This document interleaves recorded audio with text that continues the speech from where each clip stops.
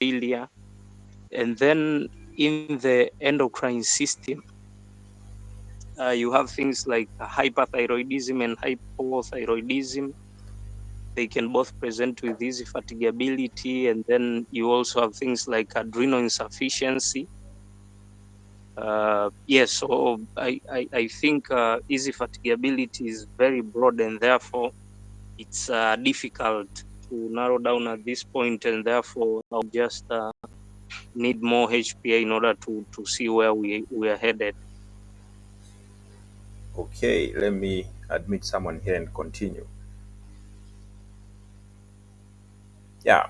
So on the HPI, this patient presented to the hospital, the same hospital, 1 week ago, and on that day, she was complaining of headache and loss of appetite and general body malaise. She didn't have fever, dysuria, rash, or change in her urine color. She was attended at the OPD, and she did some labs, which are shown here. As you can see, the MRDT was positive.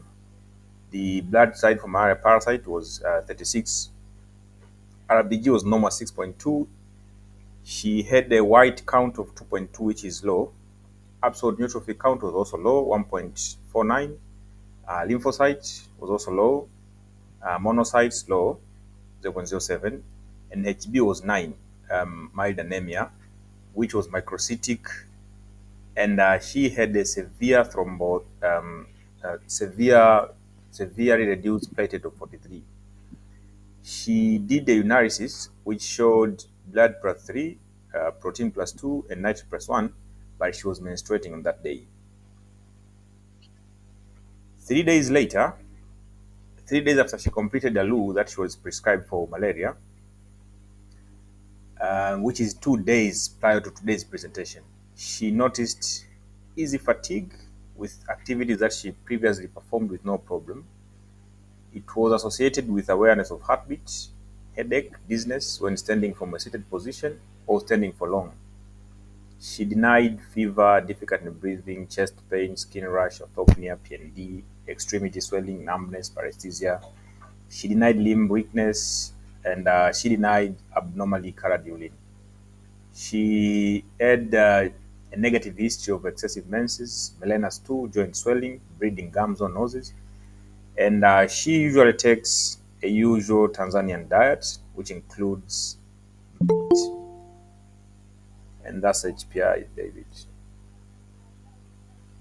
Well, can I see the complaint, the chief complaint, one more time? Okay.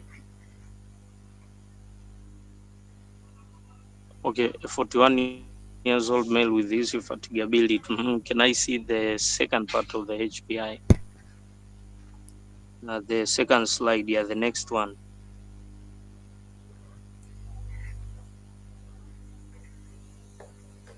Okay, so what I see from this slide, the patient is presenting with easy fatigability, which is more pronounced with activities, and then it's associated with awareness of heartbeat, headache, dizziness when standing from a sitting position. So basically, there are some features of orthostasis, and she denies fever, difficulty in breathing, chest pain, skin rash, no symptoms of heart failure, uh, no extremity swelling.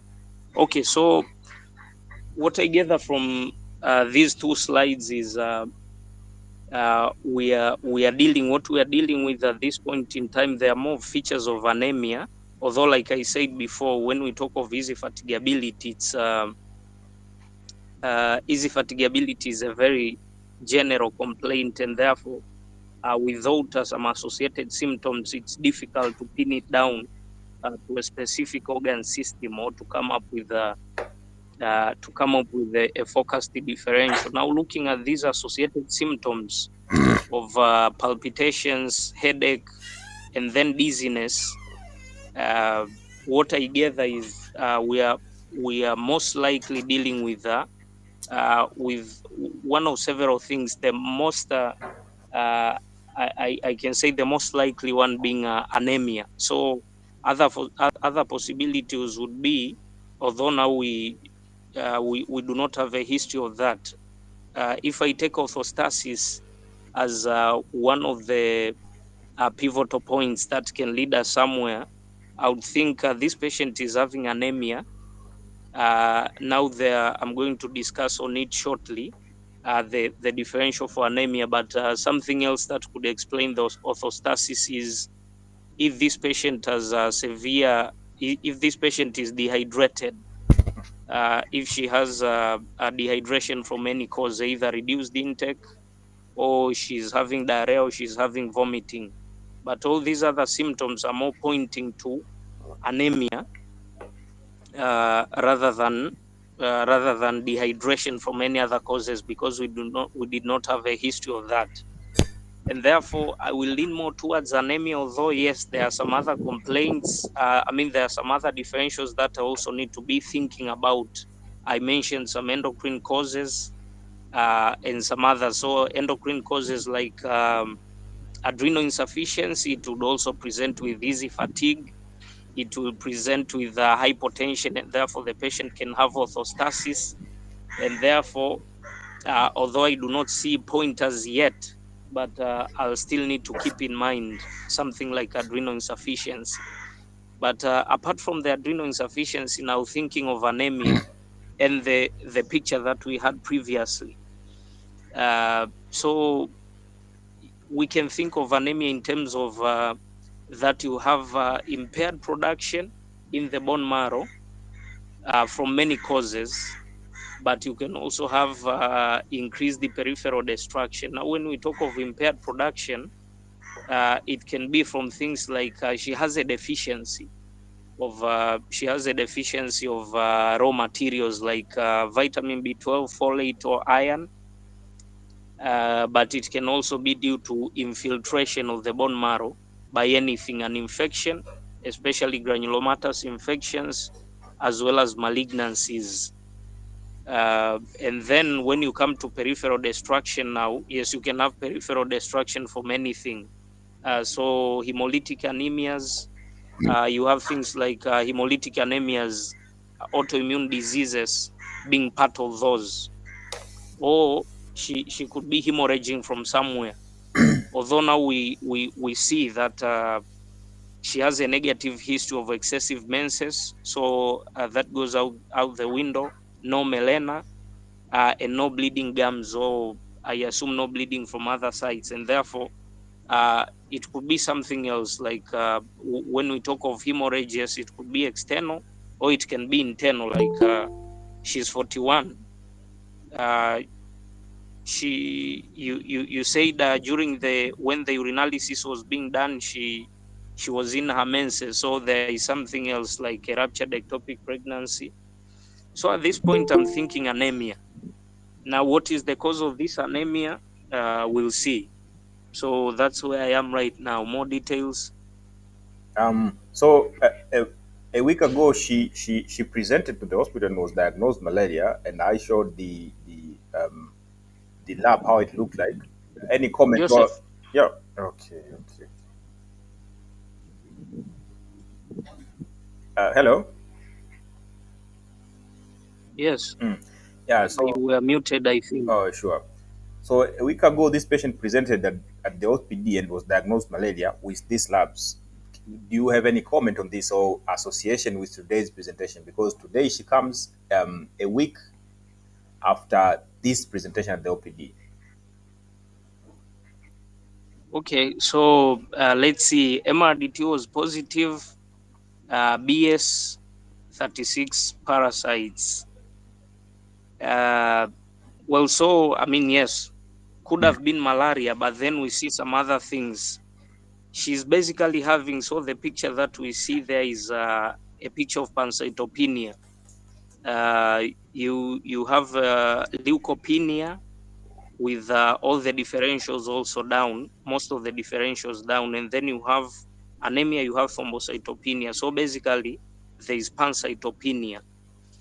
And the presentation was she presented with headache, loss of appetite, general body malaise, but then she didn't have any fevers. So this is interesting. I mean, at least for most patients, uh, you have, I mean, with something like malaria, commonly they do present with fevers, uh, even if the fevers may not be continuous, but at least commonly they do present with fevers. So uh, with this presentation, I would also need to consider other things, because malaria itself, I'm not exactly sure. Yes, we know it can cause anemia. If we are talking of severe malaria with hemolysis, it can cause anemia, but pancytopenia, I'm not sure. But we have we have other infections, some viral infections that can present with pancytopenia. So parvovirus, CMV, BV. So the malaria itself, uh, I do not think it explains everything here. So uh, the MRDT as well as BS being positive, I mean, the likelihood of malaria is almost 100%. But then there are things which are off. The pancytopenia, at least to the best of my knowledge, not very common for malaria to present with pancytopenia. So we need to think about some other things that are causing this presentation. Okay, so we proceed. Um, Past medical and past surgical, she has dyspepsia for which she takes esomeprazole as needed. And family social history, there's no history of anemia related illnesses in her first or second degree relatives. And so she's a lifelong non smoker. She doesn't use alcohol. She's married. She has 3 kids with no known illnesses. Yeah, that's it. If you can comment on anything. Also, the family social history is unremarkable. Yeah. Um, the past medical history, you're saying she's having dyspepsia for which she's using esomeprazole. So Yeah. just trying to throw in some thoughts. The dyspepsia. So there's something you said. She takes a normal diet, meat being included. Mhm. We see pancytopenia in this patient with the presentation of easy fatigability and her dyspepsia. So I would definitely need to think about uh, for this dyspepsia which has been there for a while. I need to consider some things. For example, uh, this patient could be having some gastritis uh, that leads to B12 deficiency. So I think I'll just end up there at this point. But I need to consider that why this patient is having dyspeptic symptoms for a long time, now presenting with symptoms of anemia, and we see a pancytopenia on our initial presentation to the hospital. So uh, it may be a blind end, but I need to consider that one. Okay. So we move on to the exam. So on examination, she's alert and oriented to time, people, and place. She's a febrile. She's pale. She has a tinge of jaundice. There is no mucus or skin rash. There is no palpable lymphadenopathy, no lower limb edema. The blood pressure is normal at 97 over 65. Pulse rate is borderline high at 100. Respiratory rate borderline high, 20. And temperature is normal, 36.7. She's saturating normally on Lumea. Systemic exam, cardiovascular exam, she has a regular rate and rhythm at 100 beats per minute. There is no jugular venous distension, normal S1 and S2, no mama. Abdomen, normal contour, no area of tenderness. Spleen and liver non-palpable, no palpable mass. Respiratory system, respiratory rate is 20. There is normal chest shape and movement. Vesicular breath sounds, no creps. Neuro, higher center, cranial nerves, motor and sensory are all normal. The musculoskeletal system, there's no swollen or tender joint and no muscle tenderness. If you can comment anything on that exam. Okay, can I see the general exam again? You get it. Okay, so with the general examination, a positive finding that we have is this patient has a tinge of jaundice. Uh,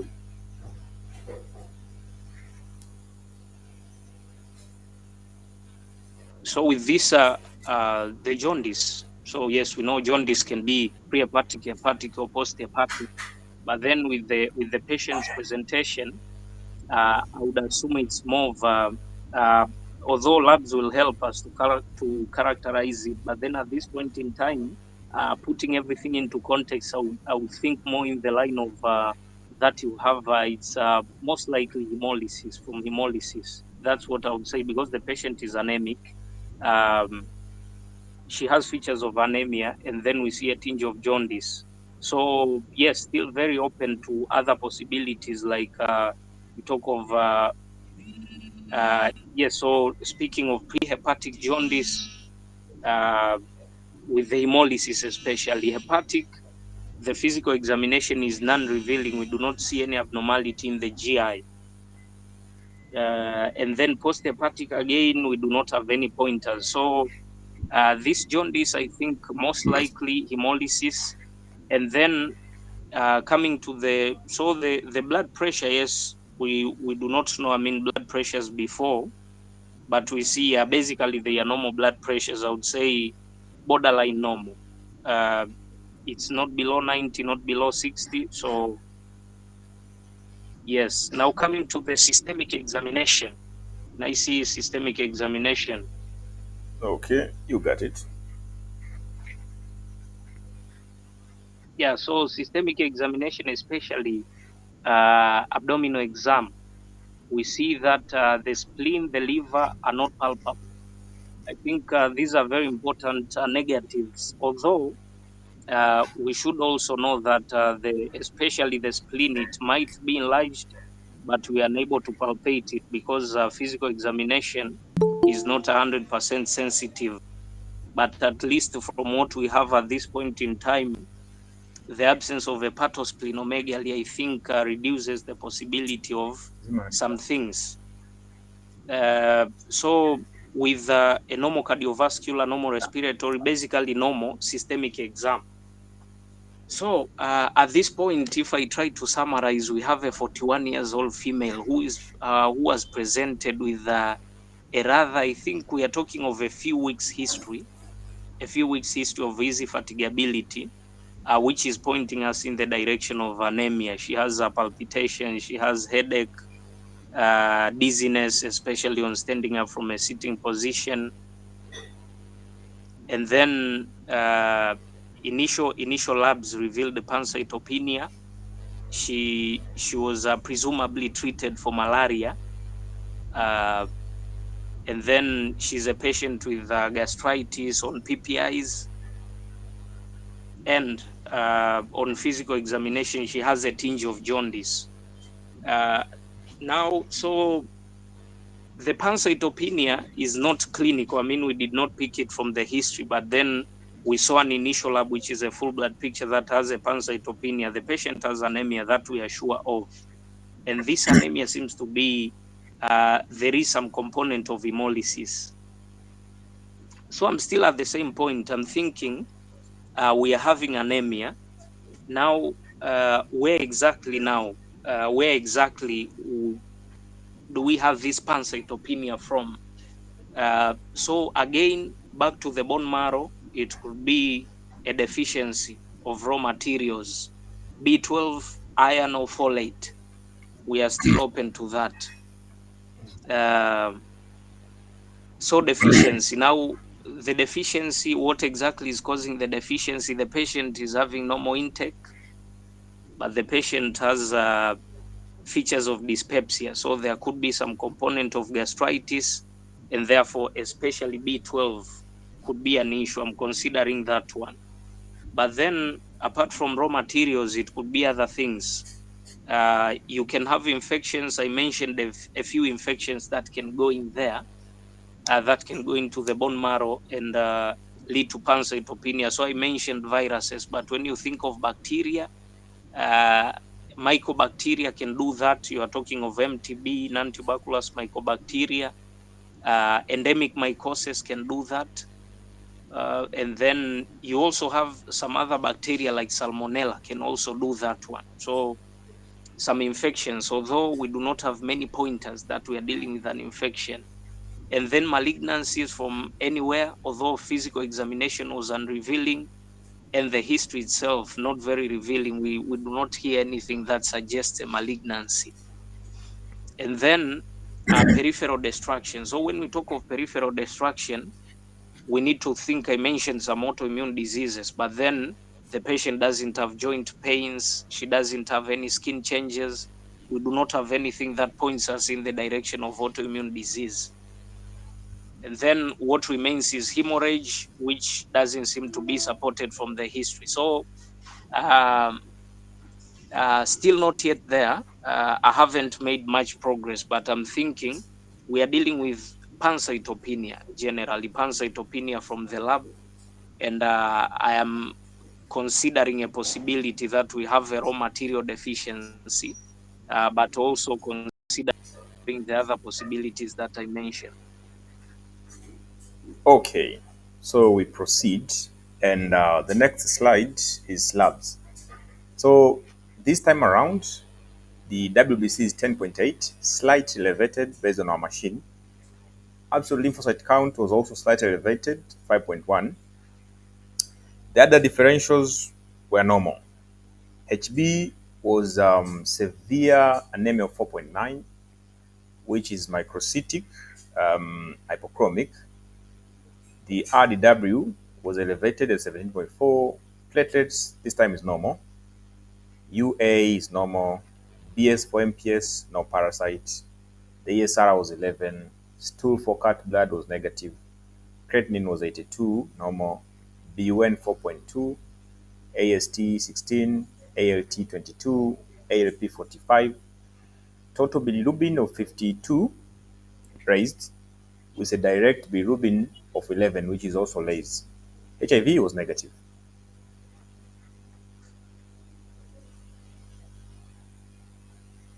Mhm. Anything else, or do I? You discussed the labs Uh, first. okay. Yeah. So these labs, we see there is a improvement in the other cell lines, the WBC count, as well as the platelet count. So what we are remaining with is we are having a microcytic hypochromic anemia, although hematologists do not like us to comment about the chromicity based on a full blood picture. But yes, some sort of yes, we have the MCV is low as well as MCHC, and then an elevated red cell distribution with which implies that we have red blood cells at different stages of maturation. So there is an improvement in the other cell lines. So we are no longer dealing with the pancytopenia. We are dealing with the microcytic hypochromic anemia. Um, and then we see the patient markers of inflammation negative, the ESR, and then uh, no blood in the stool, no more renals, no more liver enzymes, but we have a predominantly indirect hyperbilirubinemia, because direct bilirubin is 11 while total bilirubin is 52. So we have an indirect hyperbilirubinemia. Yeah, so from this one, so we are dealing with we are dealing with the microcytic hypochromic anemia with indirect hyperbilirubinemia. Now, what this tells me is that basically the most likely thing is that we have hemolysis.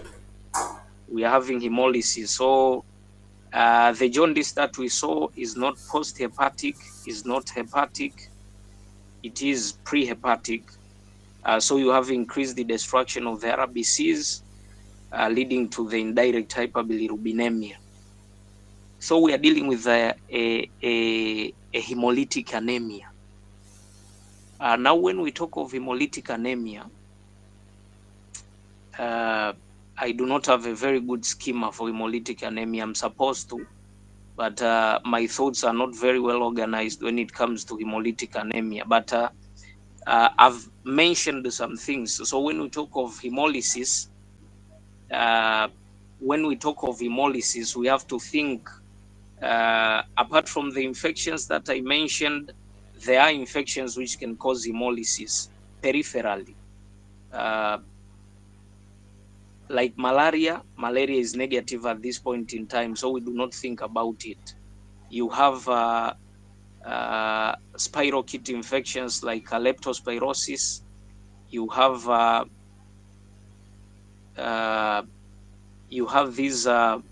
these fevers. So you are speaking of things like Q fever, Rocky Mountain spotted fever. So there is a collective name for that. I do not remember it correctly. Uh, so we have infections that can cause hemolysis. We have to consider that. But then apart from infections, autoimmune disease, which I've mentioned, but we do not see any pointers for autoimmune disease. I mean, other autoimmune diseases like SLE, rheumatoid arthritis, and others, but it can be purely autoimmune hemolytic anemia. So that one could be a possibility that we are dealing with autoimmune hemolytic anemia.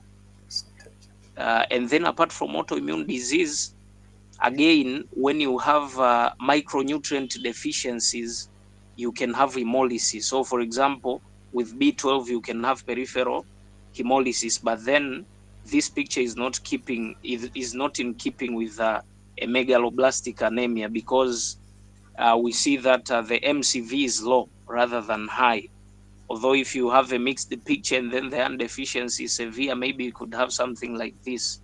So we are dealing with hemolytic anemia. Now the cause of the hemolysis, that's what we have not yet figured out, although there is a number of possibilities: autoimmune hemolytic anemia, infections, and then when you leave alone infections and autoimmune hemolytic anemia, you also think of abnormalities of the red blood cells themselves.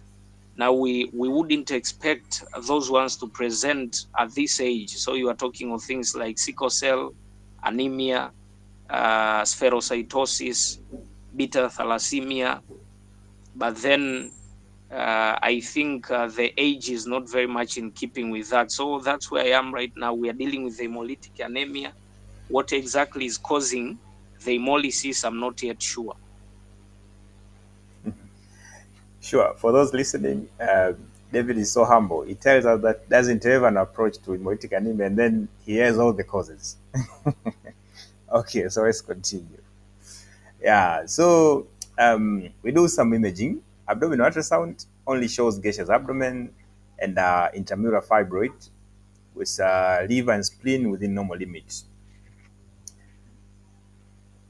Is there any comment on the imaging, David? Okay, so from the imaging, the spleen as well as the liver within normal limits. So that's reassuring. Again, excluding some things. So if you have an enlarged spleen, you could have hemolysis from hypersplenism. So I think it helps narrow down the possibilities, but then it doesn't make us arrive to our destination. Now the fibroid, I think if it was yes, it's an intramural fibroid. The submucosal fibroid would be causing massive bleeding, but the patient, we are told, she's basically having normal menses. So I think this may not be significant as far as this anemia is concerned. Sure. Next slide. So, patient gets admitted on the same day. She receives 3 units of packed RBC, and the HB rose up to 8.0.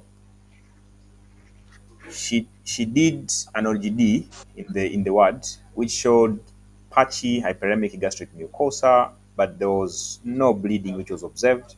And the conclusion from the endoscopist was gastritis.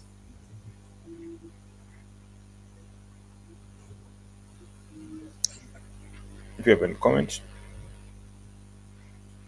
Uh, well, so we I think this is nothing new. We had a history that the patient is having has long-term dyspepsia, and the OGD is concluding gastritis. So I think I already made a comment on gastritis and B12 deficiency, but the picture that we see is not in keeping with B12 deficiency. Yeah, so doesn't help me make much progress. Though, I mean, that should be maybe a rare presentation that we have B12 deficiency and then we have microcytosis. Not sure about that. So the possibility that we are dealing with B12 deficiency is low. Sure. Although I think we still need to consider it. Okay. So next we fast forward day 4 in the ward. Patient complained of increasing severity of headaches which were present since admission. Still no fever, no visual disturbances, no nausea or vomiting. HB was 9 on that day. So someone ordered MRI of the brain, which came back normal.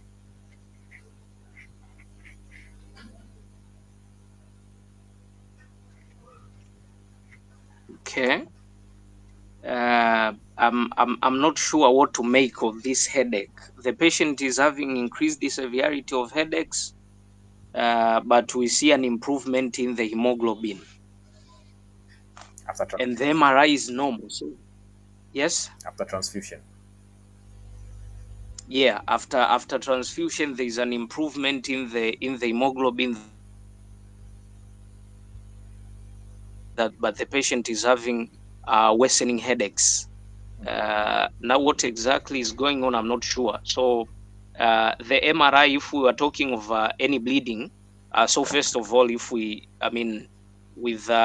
intracranial hemorrhage of any kind that is leading to severe anemia, I mean, the patient would not be the way she is. So, I would not consider intracranial hemorrhage to be the cause of or the explanation of the anemia. What puzzles me is that she has worsening because, yes, I mean, the headaches that she had previously, I attributed them to the anemia because with severe anemia, someone can present with headaches. But then after transfusion, we do expect an improvement in symptoms of anemia, including the dizziness, the headache. But then she's having worsening headaches. I'm not exactly sure what to make of this. I mean, trying to put the patient into context, I have a number of differentials when we talk of headaches in general. But then with this particular patient worsening headaches after transfusions, I'm not exactly sure. Now, would this be a pointer in the direction of the diagnosis? I'm not exactly sure, but I'll try to think along the way and see if I can come up with anything. Okay. So we proceed.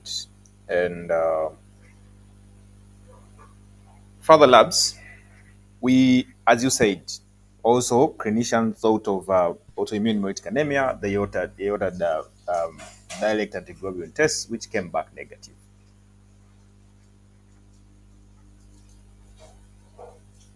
Okay. Yeah. So, uh, were there any other tests, any other hemolytic tests?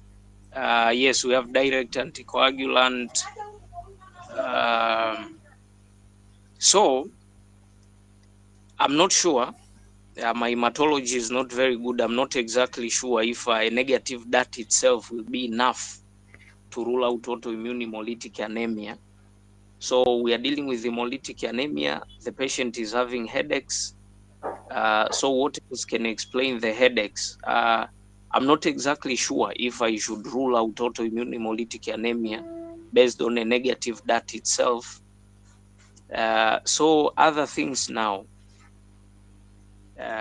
infections that can cause other things that can explain. So autoimmune hemolytic anemia, I think I'm still considering it.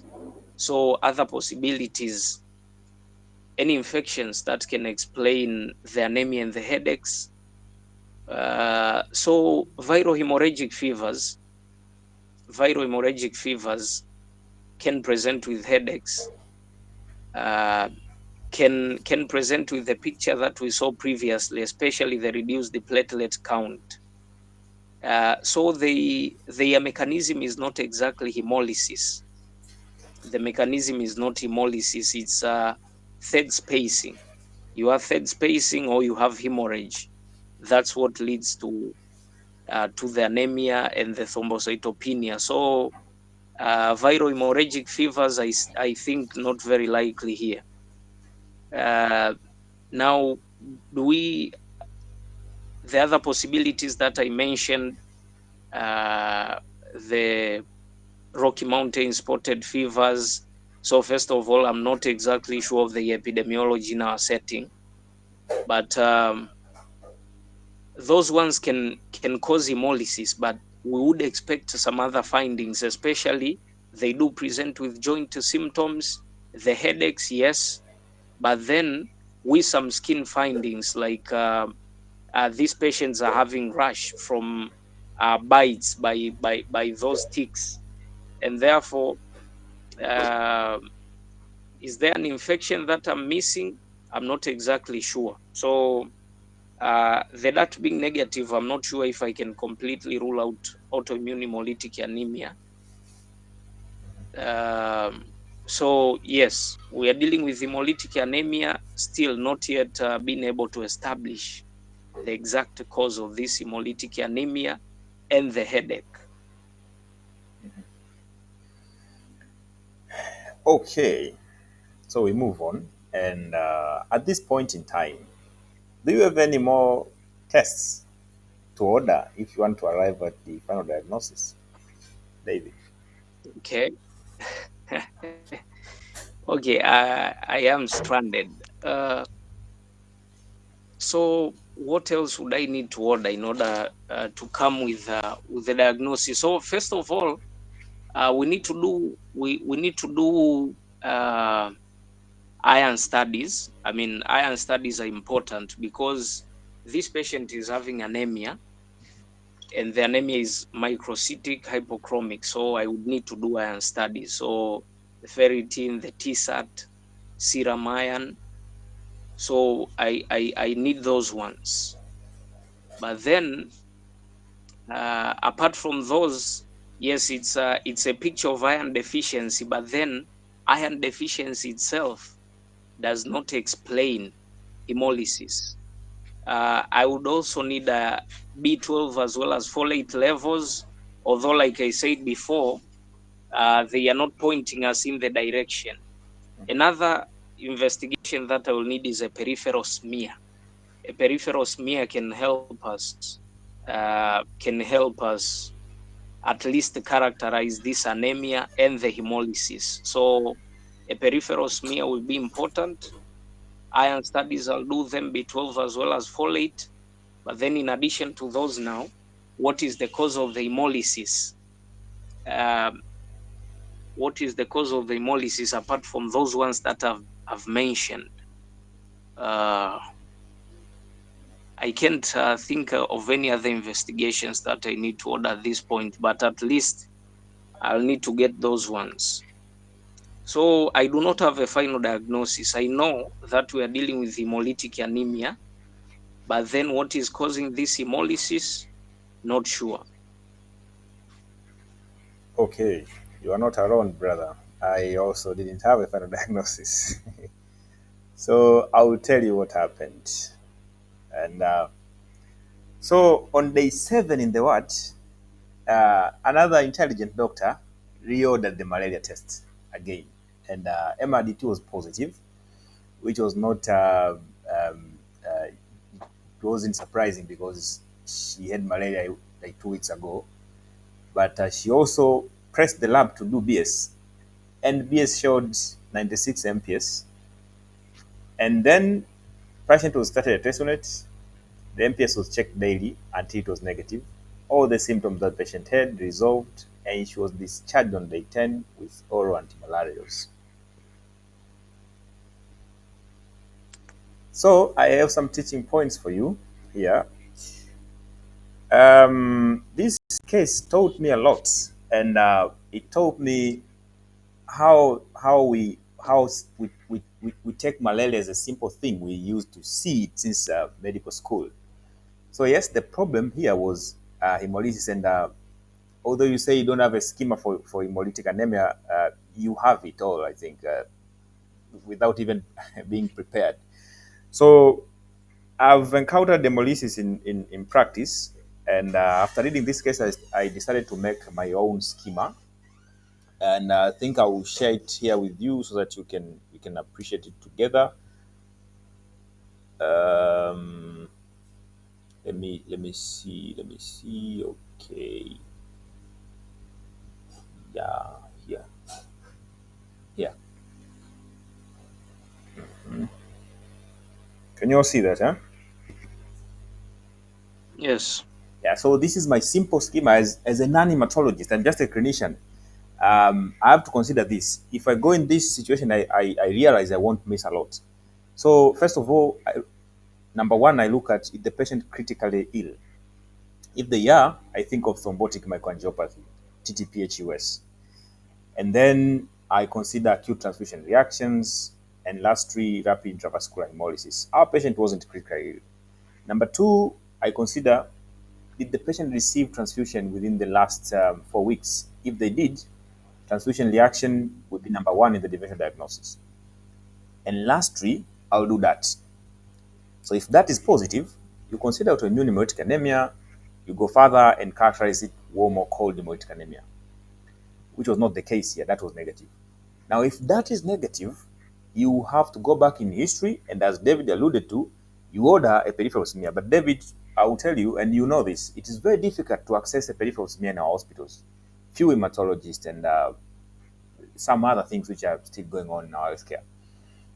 So if they had a new med in their medication history, you consider drug-induced hemolytic anemia. This patient used ALU, and my diagnosis in the first when I was consulted about this case, I said this is drug-induced hemolytic anemia from ALU, but the patient turned out has used ALU previously, and it wasn't so plausible. Again, infection, as you correctly said, and this patient had malaria, and we'll go to discuss further how we missed it. If the anemia is lifelong, that can be an inherited disease of anemia. If they had mentally, you consider things like congenital diseases, malignancy, infections, and then if they have dark urine, you consider paroxysmal nocturnal hemoglobinuria. If they have a mechanical valve, you consider mechanical causes like the valve slashing up the RBCs leading into hemolysis. If the peripheral smear shows schistocytes, also you think of DIC or thrombotic microangiopathies. If the lab sees teardrop cells, you consider the hemolytic anemia to come from the bone marrow. Again, other things like spherocytes or erythrocyte will point into the direction of spherocytosis or erythrocytosis as the cause of hemolytic anemia. So let's go back to our case and learn some interesting facts that I missed in this case, and I learned when I saw um, when I saw this case. Yeah, yeah, it is okay. So you're seeing the slides, eh? Not yet. Okay. Yeah, Visible now. yeah. So the problem was hemolysis. Your schema was on point, I think. Everything that we mentioned there, you had it. So the issue was on the malaria diagnosis. So if, for example, in this case, we went through almost all causes that could bring about anemia. That's why this is the patient of malaria, and she stayed in the ward for 10 days. That's not usual. Because after the first day when they did the BS, we said, okay, BS is negative. As you, David, said, BS is negative, and you said no malaria. That was a mistake to us, and it is a mistake that you did here.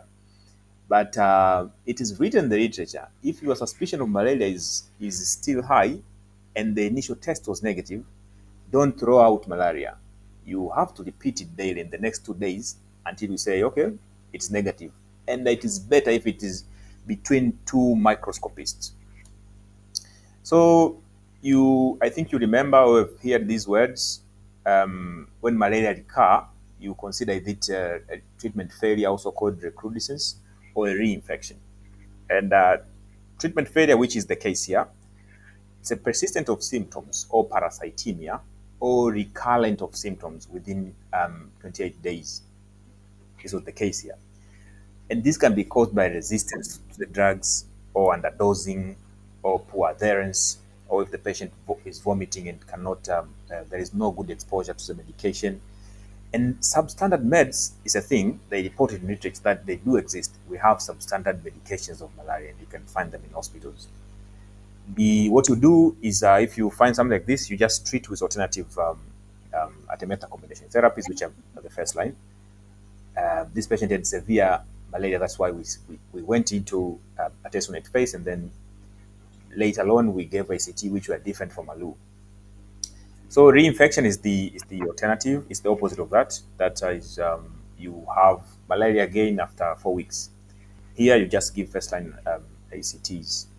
So this case reminded me of something that I didn't consider much in my practice about the RDT versus microscopy. This was the cornerstone of this case. So as we know, when the patient was admitted for the second time, no one ordered, and I believe they were right. They didn't order RDT again because this patient has been treated for malaria. RDT will still be positive, so we don't order it. They ordered microscopy. But the problem with microscopy, although it's a gold standard, it's dependent on the competence of the person who is doing the microscopy. And here, that person reported negative. So that might not be true. That's why it is urged, if you still believe there is malaria, you order it again and again on the next two subsequent days from different microscopists. So RDT, first will remain positive in the 1 to 5 weeks after successful treatment, and the sensitivity of it and the specificity are 95%. They are compared against microscopy, it's the gold standard. I also learned something very important in this case. Um, at one point, I think, David, you remember, Professor Fulia told us he one day went to a country and he realized they treat malaria different from they treat it in our country. I saw it in this case because the CDC, the American CDC, in their recommendations of malaria treatment, they recommend repeating a smear after every 12 to 24 hours to monitor response. You have to see if you started with certain parasites, they have to be going down as you are treating your patient. But this is not the case in the WHO guideline of malaria and our own Tanzanian guideline. The recent one, I think, is 2021 or 2022. So I thought this is a good practice, and nowadays, if I see a patient with malaria, I do this because it's not difficult. If you tell someone, come after 2 days, we do BS, they just come. Yeah, so that was it. I don't know from you, David, any reflection maybe. Well, speechless. So, I mean, it's it's difficult to think that you can miss a diagnosis of malaria. It's very difficult. So, yeah, it's unimaginable. I mean, difficult to imagine that you can miss a diagnosis of malaria. So I think this was a very good learning opportunity for me. Although, I mean, we without proper schema, although I came to the conclusion that we are dealing with hemolytic anemia, but then I couldn't come up with the cause of the hemolysis, and I kept going back to infections, and I was mentioning some infections, and just like I said, I wasn't even sure of the epidemiology of some of those infections in our setting while living something which is very common. Mhm. And I think the headaches, she's having worsening headaches. Mhm.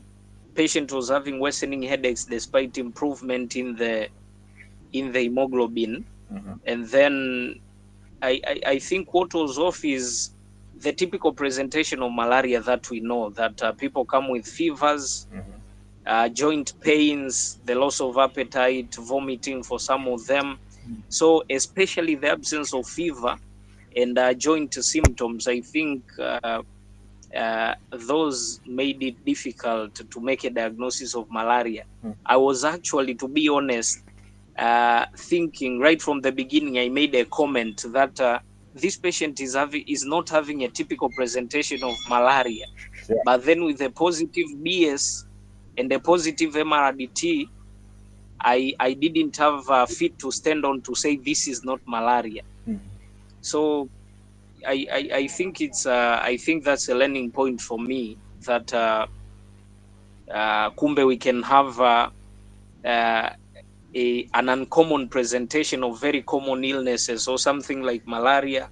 The picture that I have is someone will most likely have fevers and joint symptoms in addition to the headaches and the other symptoms. So now I know that the worsening headache was leading me somewhere, but then I couldn't arrive because I could not consider it due to absence of the other symptoms. So yeah, another humbling experience, that you can miss very common illnesses, again underscoring the fact that what we do is very difficult. Making a diagnosis is a very difficult job.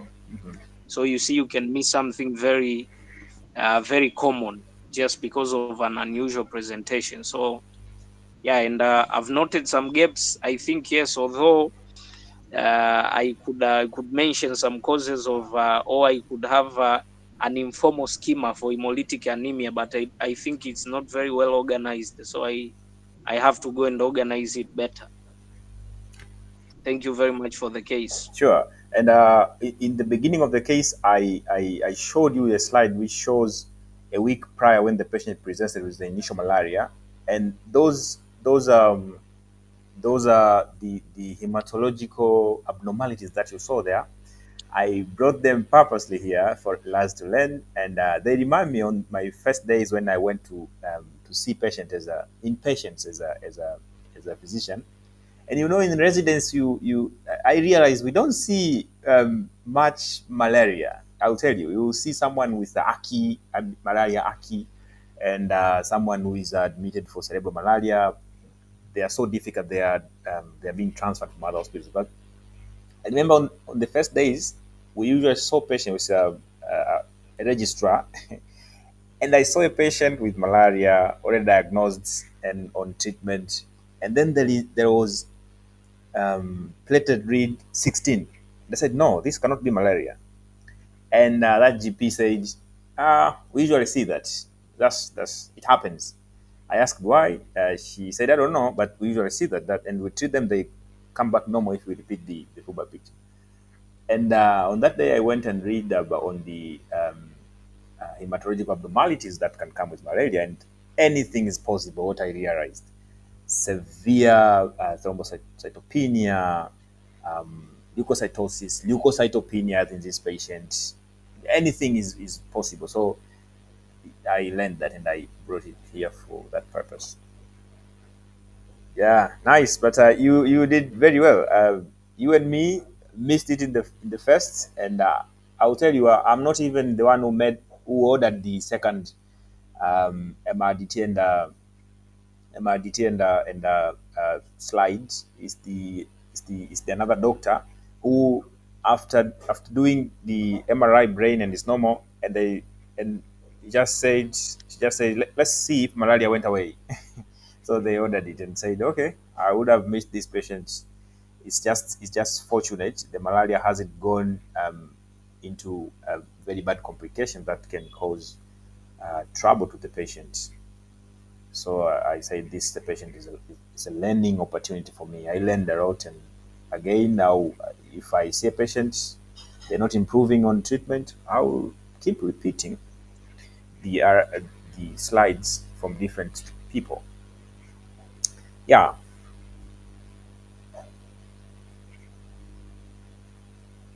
Okay, thank you very much for the case. So maybe if we have anything from anyone, a few minutes before we close.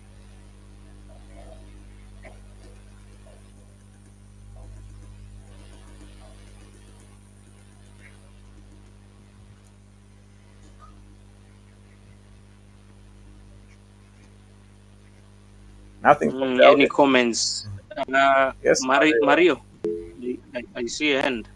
Karibu. Yes, yes. Thank you, doctor. So it was very interesting case. I just have maybe one question. So, well, the first phobia picture that we saw, was it done during the day of admission, or was it done before she was admitted? Yeah, so it was done in this patient has two presentations to the hospital. So a week prior, she came with a malaria. That day, she did some labs, and that FUBA picture was done on that day. She was given a loo. She went home, and she was fine. And after some 3 days after using a loo, she started presenting with this presentation that we are discussing here with David. This is the second presentation that led her to be admitted. So that FUBA picture was from the first attendance at the OPD.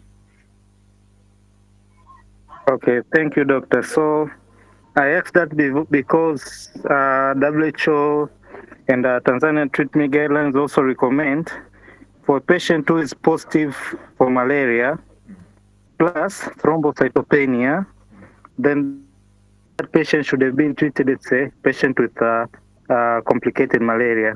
So I think from day one, the patient was supposed to be on a tesonet or artemether injections instead of a low.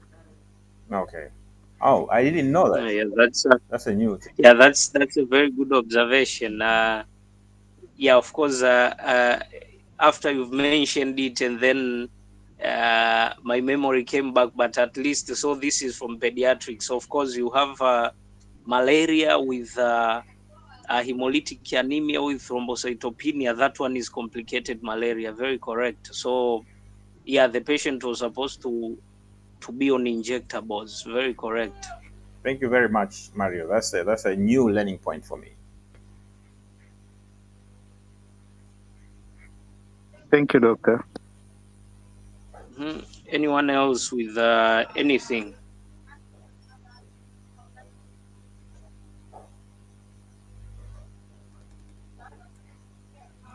I see everyone is puzzled today. No, because it's a very simple case. No one wants to comment.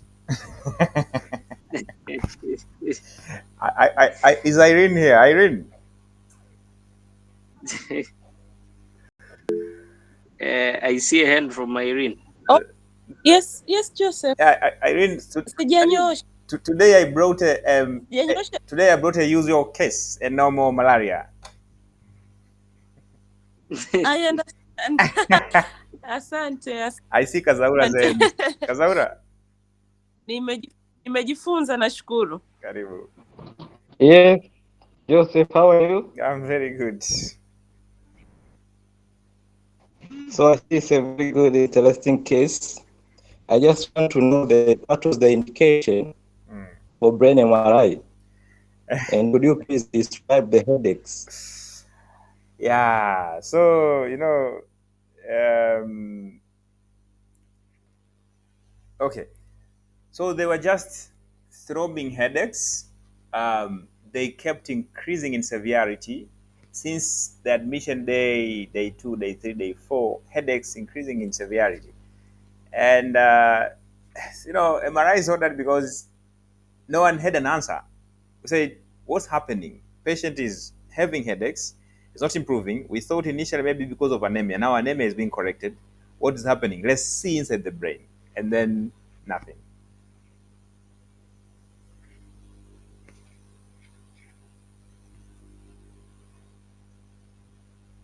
Yes, Kazaura.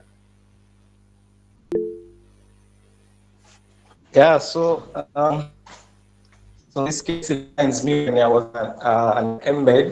Mm. I remember I had malaria,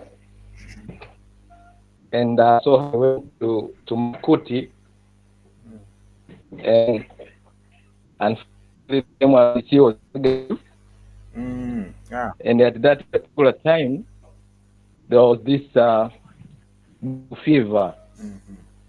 So the doctor told me I had dengue, Mm. so I take paracetamol and a lot of water. So after 3 days, the fever got away, and I was feeling bad. Mm. So I just decided to go to Regents and tested for MRDT, and it was positive with a lot of parasites. Mm. So I think it is important as doctors also to see wagumu to redo the MRDT and also the BS if you are very concerned there is a possibility of malaria. I think that doctor who repeated the MRT, he saved this patient because he would have died Mm. with the diagnosis at hand. So I think it's a very good case, and for me it reminds me that the point of repeating this MRT or BS several times kaya ambavyo jinsi you suspect for possible malaria. Thank you for that case. I do remember. I do remember. That was in M Med one, I think, right?